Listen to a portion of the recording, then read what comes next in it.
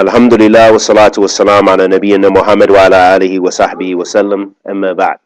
So we're going to quickly talk about some of the obligatory reasons, or some of the reasons we have to make wudu. That's a better way to say it. Some of the reasons, or the reasons, when we have to make wudu.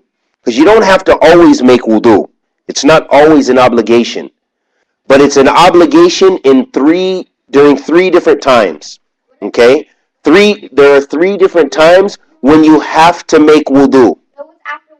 Okay, so just listen and you'll find out.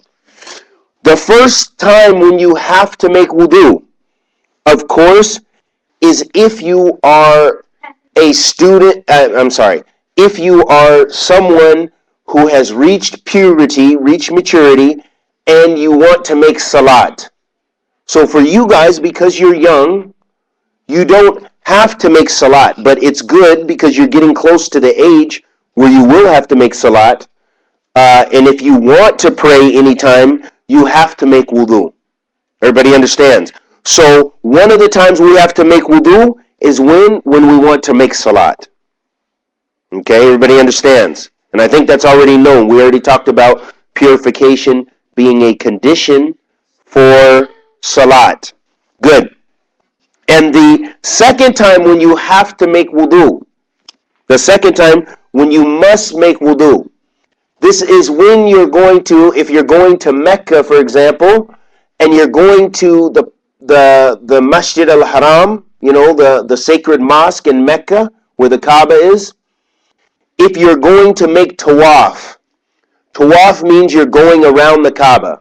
Please close this door. Yeah. So if you want to make tawaf, you have to have wudu. Okay, everybody understands? If you want to make tawaf, you want to go around here, say if this is the Kaaba, and you want to go circumambulate, making tawaf is a type of worship. Making tawaf is a type of worship, and it's like the salat. As the Prophet ﷺ mentioned in a hadith, he said, tawaf bil bayt salat. Illa anna Allah abaha fihi kalam. That's a beautiful hadith. Listen up. Just listen first. The Prophet ﷺ said, going around the Kaaba, circumambulating around the Kaaba, that when you are going around the Kaaba, that this is salat. So making tawaf is like salat. It's like a type of salat. It's a type of prayer. It's a type of worship. You're worshiping Allah by doing this ritual act of going around the Kaaba. That is what the Prophet ﷺ used to do. Okay? That is an act of worship. So, for that act of worship, because the Prophet ﷺ said it is salat. He said that this is salat. When you go around the Kaaba, this is salat. Except that you can speak. Because in regular salat, as we spoke about yesterday or the day before, we mentioned, of course, that if you speak in salat, what does it do? Exactly. It breaks your salat. So you have to make salat over. So, but when you make tawaf, you can talk. You can talk to the person, if you're making tawaf with someone else or what have you, you can speak to them. Okay? It's in tawaf, not salat. When you're going around the Kaaba. Okay? When you're going around the Kaaba, you can speak. But in salat, you cannot speak. This is clear now. Everybody understands? Good. So far we've mentioned two. The first one being that when we make salat, we have to have wudu. Also, when we make tawaf around the Kaaba, when we go around the Kaaba, we have to make wudu. We have to have wudu. Okay?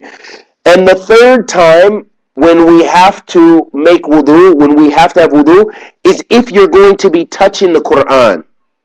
If you're going to read from the Quran and you're going to be touching it directly with your hand, not with gloves or anything like this, then you should have wudu. Okay? You should have wudu. Those are the three times that you must have wudu. Those three times you must have wudu. It means it's an obligation to have wudu, to have purification at those 3 times. The first time is what?